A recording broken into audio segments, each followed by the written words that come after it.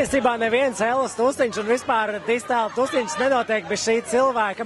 Un Vipos LV pat bija rakstīts, ka tā saucamais Urmas ir Ellas jaunais draugs. Tagad, un starp citu arī prezentācijā Ella vislielāko paldies teica tieši Urmasam. Kā tas tā gadījās?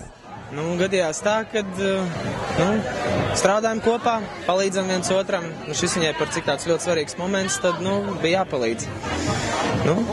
Tāpēc arī tie vārdi.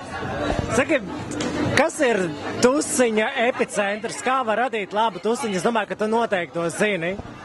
Labu tusiņu rada cilvēki, kas pirmām kārtām taisa to tusiņu, kas atnāk uz viņu. Manuprāt, vislielākais tieši tusiņu radītājs ir tieši tie DJ, kas spēlē un kas iekurina publiku. Un arī tie cilvēki, kas viņiem apkārt ir. Tomēr bildēs, piemēram, gan Facebookā, gan arī, presē, parādies biežāk tu nekā Ella ar savu draugu. Kā tu jūties uz to, ka, piemēram, preses pārstāvi saka, ka jūs esat pāris? Lai saka? Ko? Presi paliek presi, Nē, viss kārtībā. Es Elīnas draugu arī ļoti labi pazīstu. Mēs no vienas pilsētas esam jau sen pazīstami. Viss kārtībā. Kāda ir Ella īstenībā? Kāda viņa ir? Super cilvēks. Tiešām ļoti super cilvēks.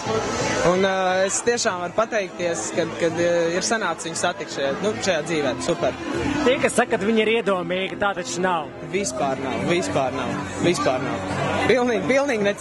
Pilnīgi necīgi. Tad, piemēram, ja nākamajā prezentācijā Ella pateiks, ka Urmas ir mana mūza, tad tev vienkārši nekas cits neatliks, kā kļūt par Ellas mūzu. Par mūzu varbūt nē, bet, par talismanu. Par talismanu, jā. Drīzāk par talismanu. Es piekrītu. Tālāk.